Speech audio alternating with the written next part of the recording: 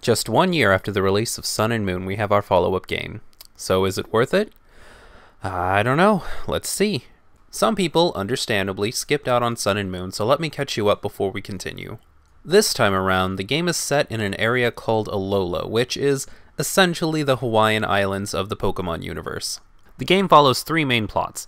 The first one is this space travel thing. It's really weird. There's like dimensions and wormholes that open up to this other galaxy of other Pokemon. It's kind of dumb, okay? It's space travel, time travel, dimensional hopping. It's really weird.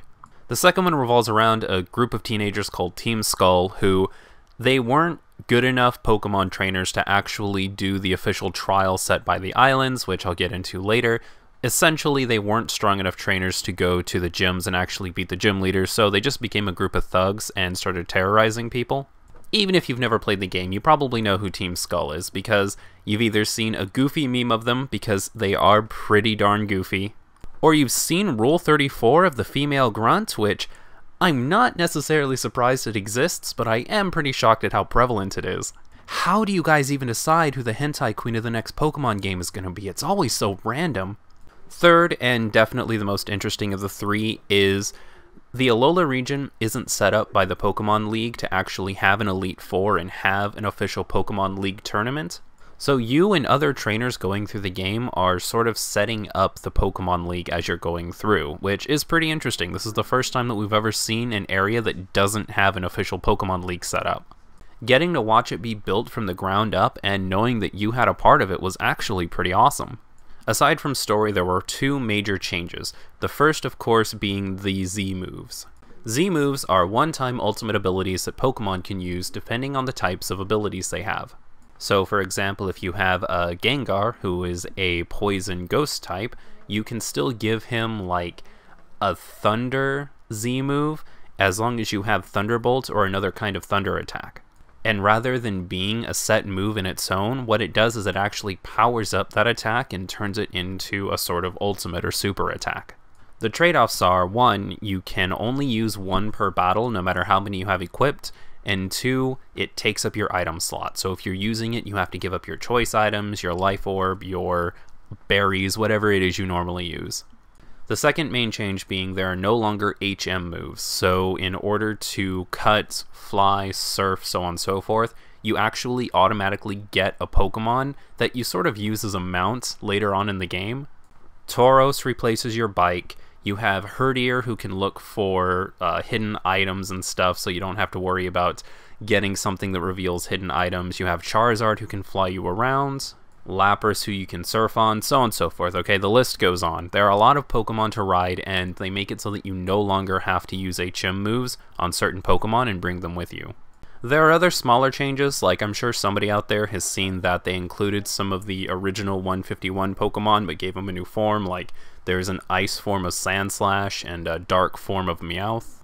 These are all awesome and adorable, but they're mainly for collector's purposes, and they're not a huge change except for maybe Alolan Marowak, which is completely busted. But I digress. If you know all of that, then you're ready to get caught up on Ultra Sun and Ultra Moon. If you're worried about not picking up Ultra Sun and Moon because you skipped the first one, then don't. The Ultra Sun and Ultra Moon stories are exact retellings of the first one with some added elements. A lot of the characters that normally show up in the end game of Sun and Moon actually show up a lot earlier in Ultra Sun and Ultra Moon, like Looker the Detective, for example. He shows up really early in the game. You've also got some new characters, like, gosh darn it, I really don't even want to talk about this, but there are 2 aliens from, like, another planet with Pokemon that came through a rift or something, and they're really prevalent to the story now. Like, there's this whole thing thrown in with, like, the light of the world, and it's really weird. I really didn't want to follow it too much. It's kind of neat, but it's a little tiring, and it turns an already long game into an even longer game because they have to find ways to, like, eke them into all of the new cutscenes.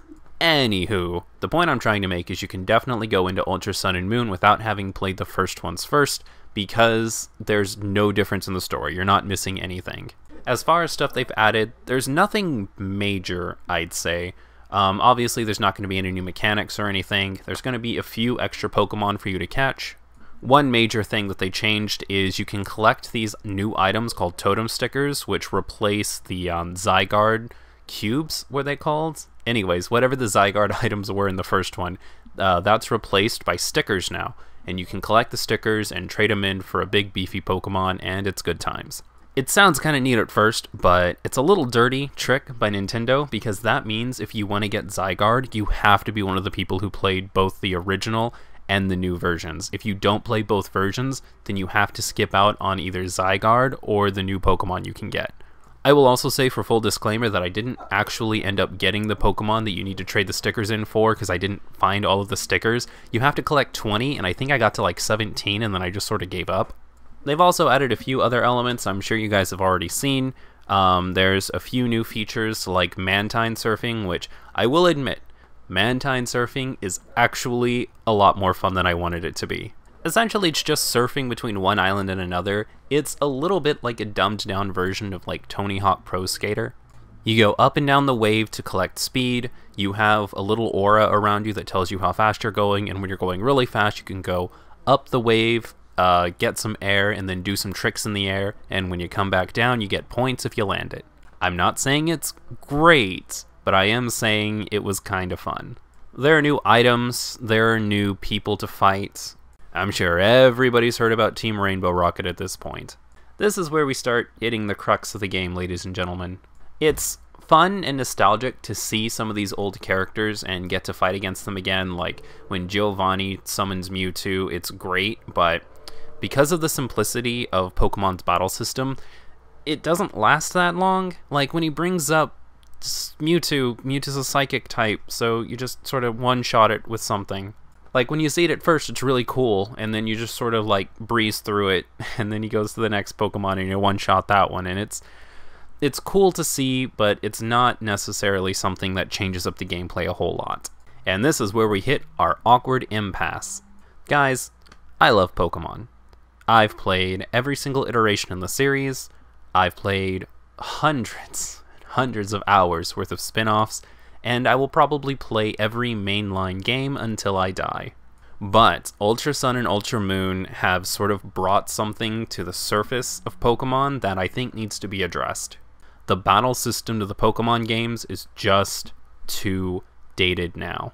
I know there are a lot of competitive players who love the battle system, but my argument to that is any game can be fun in a competitive setting.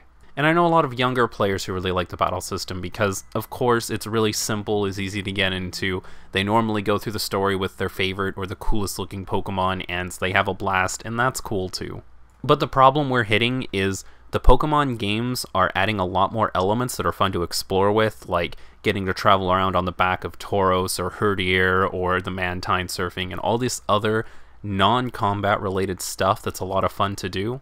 And the more of that stuff we get, the worse the battle system starts to seem by comparison. For the last half of this game, I was absolutely dreading every time I accidentally stepped in the way of somebody and had to go into a Pokemon battle. It started to get to a point where actually going into the Pokemon battles was the most tedious part of the entire game, and that's not how it should be. The Pokemon Company is trying to keep Pokemon fresh by continuously adding some kind of new element, and so far it's just been these really powerful one-time use effects. We had Mega Evolutions in the last one, and that gave us an item that could transform one of our Pokemon. We could only use it once on one Pokemon and just once per battle. And now we have the Z moves, which is a one-time use ultimate, and it can only be used by one Pokemon in one battle. I think they've sort of hit the limit on how much they can pile onto this one battle system to try and keep it fresh. With a mainline Pokemon game being announced on the Switch earlier this year, I think it's time they start rethinking the battle system to the mainline Pokemon games. I know not everyone's going to be happy with that assessment, but honestly, continuously going through the Pokemon battles was the worst experience going through Ultra Sun and Ultra Moon, because they added so much other stuff.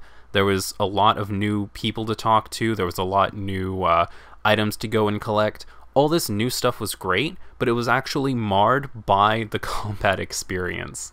And it's just because the innovations in the new Pokemon games are just very quickly outspeeding the actual core mechanics of the Pokemon games themselves. I know this might sound crazy to some of you. A lot of you haven't even played all the Pokemon games. Maybe you hopped in Diamond and Pearl, or you've only been with it for a few years. Maybe Sun and Moon was your very first experience with the series. But now is the time for them to start retooling, because I don't know how many more things they could possibly inject into the current Pokemon formula that is going to keep it fresh. It doesn't have to be a really hardcore RPG sort of game. It can still be simple. They found a way to make Paper Mario simple, enjoyable. An 8-year-old can enjoy it. A 30-year-old can enjoy it because the button prompts are really simple, but there's enough depth with the items and the 2 different types of attacks and the special moves and stuff that really keep it nice and fresh. Smash Brothers is an example of a highly competitive game that's really fun for all ages. You can give the controller to a kid, let him pick Link or Ike and just sort of swing their sword around, or give it to a higher level player and watch as they try to master the controls and actually compete at a higher level. There's so many directions Pokemon can go in that it's not even funny. Button prompts would make the game a little more fun. Maybe have the PP meter, instead of being individual towards moves, have it be like a bar or something, and maybe use basic attacks to fill it up, and then you can go into special attacks. There could be a grid system like we've seen in some RPGs. If they are going to try something new, now's a good time. That's what I'm trying to say. Sorry that most of this was just a rant against the modern Pokemon games. I didn't mean for it to be. I still enjoy them. They're still nice games. I just feel like I'm sort of reaching my limit for the battle system, because it's so slow, so tedious, and so outdated. I think they need to do something new with it, but that is just my opinion. Did I enjoy the game? Yes, for the most part. Did I think that it was better than the original Sun and Moon? I do, but I would also say that playing the original Sun and Moon almost sort of ruined the experience here, because the trials are exactly the same, most of the higher level battles are exactly the same, and the story for the most part is the same, with some minor tweaks to add in these new characters and add in a new storyline. Overall, I'd say it was a pretty decent experience. It has enough that people who played Sun and Moon and want to pick this game up are going to have new stuff to do, and it's great enough that if you skipped Sun and Moon, you can hop into this one and have a lot of fun, especially if you're a Pokemon fan from the older days. So, if you skipped the original Sun and Moon, or if you're one of those players who just isn't bothered by the fatigue of the battles yet, and what you're looking for is just to have some fun in the Pokemon universe, then I give this game its full worth it price of $40. On its own, this is a really fantastic game, and a great way to send off the series on handhelds and bring it into the next generation. Also, if you're a competitive player, I mean, Nintendo's kind of got you by the balls here. You gotta pick it up, because there are going to be new Pokemon and new items you don't have access to if you don't. If you are someone who played the original Sun and Moon, and you are worried about picking this game up because you don't really want to have to go through the trouble of doing everything all over again, I give this game a worth it price of about $30. I'm not gonna lie to you guys, it is so painful going back through and doing the exact same challenges and stuff again. I think a lot of the problem comes from the fact that now that the Pokemon games are at such a high level, they're really long games, and the game forces you to go through every new feature. Whereas in the old Pokemon days, you could like get Yellow version and speed through it really quickly and just have a good time with Pikachu, or if you picked up Crystal version, Emerald version, any of those versions, they were normally short enough that you could speed through them if you weren't having fun. It's really tough to do it in this, and you're going to have to go through so many of the same steps. I don't know if you'll be able to stand the repetition. But again, that being said, I do think the game is worth at least $30. You could play it slowly over a long course of time. You're going to have a lot of fun with some of the new features if you skip some of the battles. And of course, online battling is always a blast. If you're someone who hasn't really liked Pokemon over these last few years, or maybe you've never really given it a chance, or maybe you don't even like RPGs as a rule, then I give this game a worth it price of $25. I think it's a great game to jump in with, and I think you're going to have yourself a bit of fun. I don't think it's necessarily the best RPG or even Pokemon game out there. Like, if I were to recommend a Pokemon game to somebody, I'd probably recommend X and Y or HeartGold and SoulSilver personally. But I think there's enough here to make it worth $25, even if you've been put off by the series in the past. Now that we're at the end of the video, I really want to complain about some of the stuff that's missing that I was expecting to be here. Firstly, the biggest one, it's really disappointing that they retold the story from Sun and Moon when in Black 2 and White 2, they actually made a real sequel to the story and it took place like 3 years later. Black 2 and White 2 are probably the best follow-up games in the entire series. They do not get enough credit for how good they were. There's no brand new story. They didn't give us the achievement thing back. What was it called? Medals. They didn't give us back the achievement medals. Those would have been nice. There was a Pokedex attachment in Black 2 and White 2 I would have liked to have seen as well. It was like, it showed you what Pokemon were in an area, how many you were missing, and all this other really good information. There is kind of a Pokemon Finder in Sun and Moon, but it doesn't work the same because it just gives you sort of like the general area of where a Pokemon is. The Pokefinder in Black 2 and White 2 were like having game facts built into the game, and it was so good. It was so smooth. I'm upset that they still haven't brought back Pokemon following you around like HeartGold and SoulSilver. It doesn't even have to be all the Pokemon, okay? Let a Pikachu follow you around. Let your starter Pokemon follow you around. You don't have to make it every single Pokemon. I understand if you don't want to have every single Pokemon sprite following you in the game. I wish there were more interesting new areas to explore. There really aren't. I think there was like one new area that opened up that wasn't in the original one, and I don't even think it was that good, honestly. I wish there were cameos from some more unexpected characters, you know, maybe have some characters from Black and White show up. Man, why am I writing Black and White so hard? It's not even one of my favorites in the series. But maybe having Silver and Gold show up would have been cool. Maybe having the protagonists from X and Y show up would have been cool. If you're gonna go this nostalgic cameo thing, then I say you take it a step further personally. But that's enough belly aching out of me. I've been talking for like 20 minutes now. If you enjoyed the video, please leave it a like. Those things really do help us out. If you'd like to leave me your thoughts on Pokemon or Ultra Sun and Ultra Moon, or suggestions on what I should talk about next, in the comment section below, please feel free. Or you could just go down there and get on my case for writing the Pokemon battle system so hard. To let me know that you made it to the end of the video, leave me the name of a Pokemon that got a new Alolan form in Sun and Moon. And finally, subscribe to stay up to date on the latest Kudou news. Until next time, enjoy your Pokemans, kids.